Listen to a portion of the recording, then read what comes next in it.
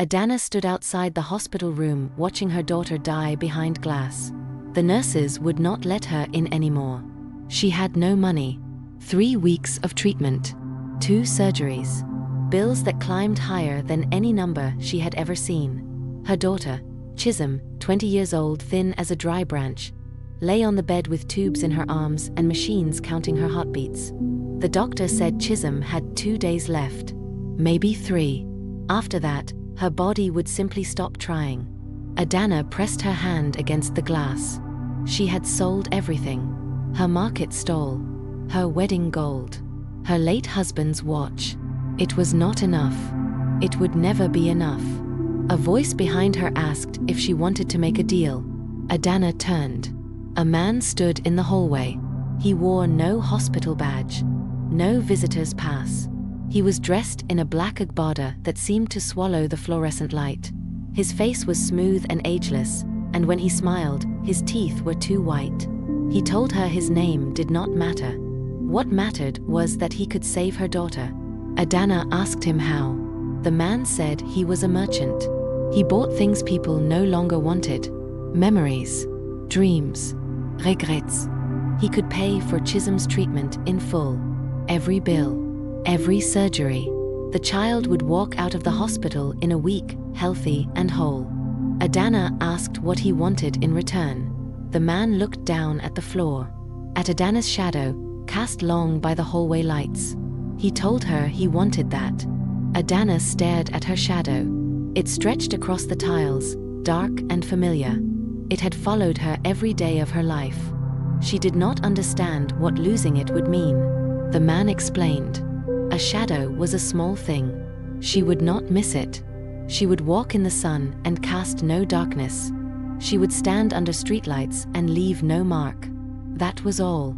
Adana looked through the glass at her daughter. Chisholm's chest rose and fell in shallow rhythms. The machines beeped steadily, counting down. She told the man yes. The man reached down and peeled Adana's shadow from the floor. It came up like wet cloth, dripping darkness. He folded it carefully and tucked it into his agbada. Then he handed her a black envelope thick with cash. He told her the payment would cover everything. He told her Chisholm would recover fully. He told her to spend the money wisely. Then he walked down the hallway and disappeared around a corner. Adana looked down. The fluorescent lights shone on the tiles where her shadow should have been. There was nothing. Chisholm recovered in 6 days. The doctors called it a miracle. Her fever broke. Her blood counts stabilized. The infection that had been killing her vanished overnight. By the end of the week, she was sitting up in bed, asking for rice and stew. Adana sat beside her, crying with relief. She held her daughter's hand and thanked God and every ancestor she could name. Chisholm looked at her and asked who she was. Adana froze. She told Chisholm she was her mother. Chisholm frowned. She said her mother had not come to visit yet. She asked when Mama would arrive. Adana's chest tightened. She insisted she was Mama. She was right here. Chisholm pulled her hand away. She looked confused and a little frightened. She said this woman looked like Mama. Her voice sounded like Mama, but she was not Mama. Something was missing. A nurse came in. Chisholm asked the nurse where her mother was. The nurse looked at Adana, then at Chisholm, and her face went pale. Adana ran into the hallway. She found a mirror near the nurse's station. She stared at her reflection. Her face was the same. Her body was the same. But when she turned, there was no shadow behind her. The light passed through the space where her darkness should have been. She returned to Chisholm's room. Her daughter was crying now, asking the nurse why Mama had not come. Adana tried to hold her. Chisholm screamed and pushed her away. The hospital staff asked Adana to leave. They thought she was upsetting the patient. They thought she was a stranger pretending to be family. Adana stood outside the glass again, watching her daughter cry for a mother who stood 3 feet away. That night, Adana went to her pastor. She explained what happened. The shadow. The deal. Her daughter's refusal to recognize her. The pastor listened. Then he told her the old knowledge. Shadows were not just darkness. They were marks of belonging. They were how the living recognized their own. A mother's shadow fell across her child's crib. A husband's shadow crossed his wife's path. A shadow was proof that you existed in someone's life. Without it, Adana was no one. She had a body. She had a voice. But she had no mark. No proof. Her daughter's eyes saw a stranger wearing her mother's face. The pastor asked if she knew where to find the merchant. Adana said no. He had disappeared. The pastor told her shadow merchants never returned what they bought. The deal was final. Adana went to herbalists. She went to prophets. She went to Dibia, who claimed to speak with spirits. They all said the same thing. A shadow, once sold, could not be reclaimed.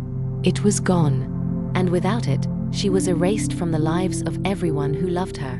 One old woman told her there was a chance. If Chisholm remembered her deeply enough, if the bond was strong enough, the child might begin to see her again. Not as Mama, but as something familiar. It would take time. It would take patience. And it might never work. Adana returned to the hospital every day. Chisholm was discharged after 2 weeks. Adana's younger sister, Ngozi, came to take her home. Chisholm ran into Ngozi's arms and called her auntie. She asked where Mama was. Ngozi looked at Adana standing in the hallway. She saw her sister's face, but her eyes slid away, as though Adana were a stranger.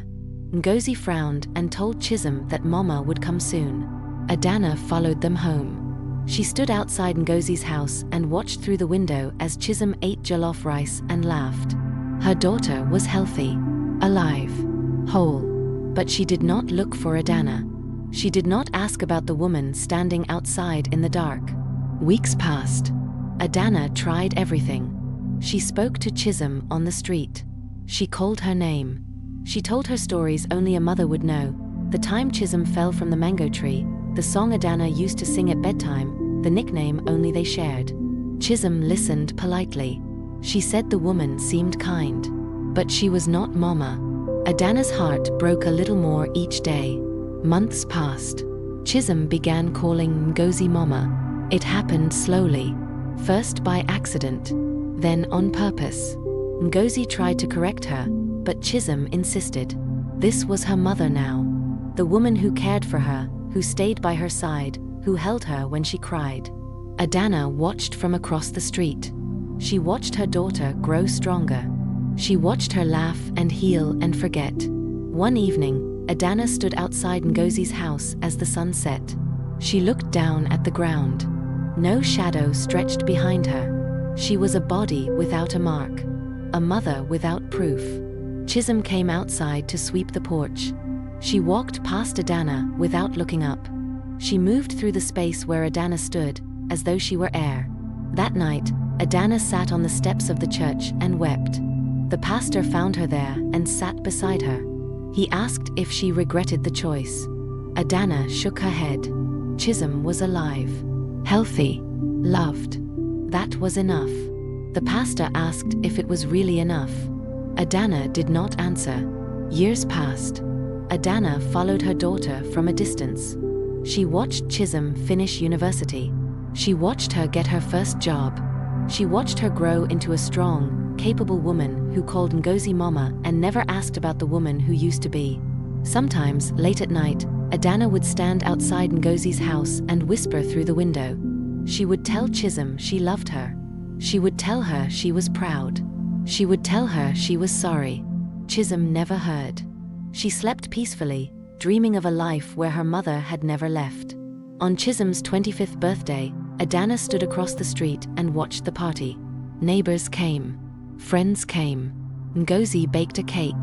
Chisholm blew out the candles and made a wish. Adana wondered if the wish included her. She turned to leave. A voice behind her asked if she had any regrets. Adana turned. The shadow merchant stood in the street, his agbada as black as the night. She told him no. She would make the same choice again. The merchant smiled. He told her that was the answer he expected. Then he said most people who sold their shadows eventually faded completely. They stopped existing. But a few, the ones who loved deeply enough, lingered. Visible to no one. remembered by no one, watching the lives they saved from a distance. He asked if she would choose that. Adana looked at her daughter through the window. Chisholm was laughing, surrounded by people who loved her. She told the merchant yes. She would stay. Even if no one saw her. Even if no one remembered. She would watch.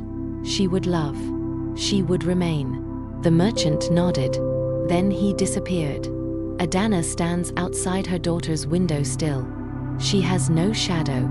She has no name. But she watches Chisholm grow, marry, have children of her own. She watches her daughter live the life Adana bought with darkness. And sometimes, on bright afternoons, when the sun is high and shadows are long, Chisholm pauses. She looks over her shoulder as though she feels someone watching. She frowns, confused, sensing something she cannot name. Then she shakes her head and moves on. And Adana follows. Always.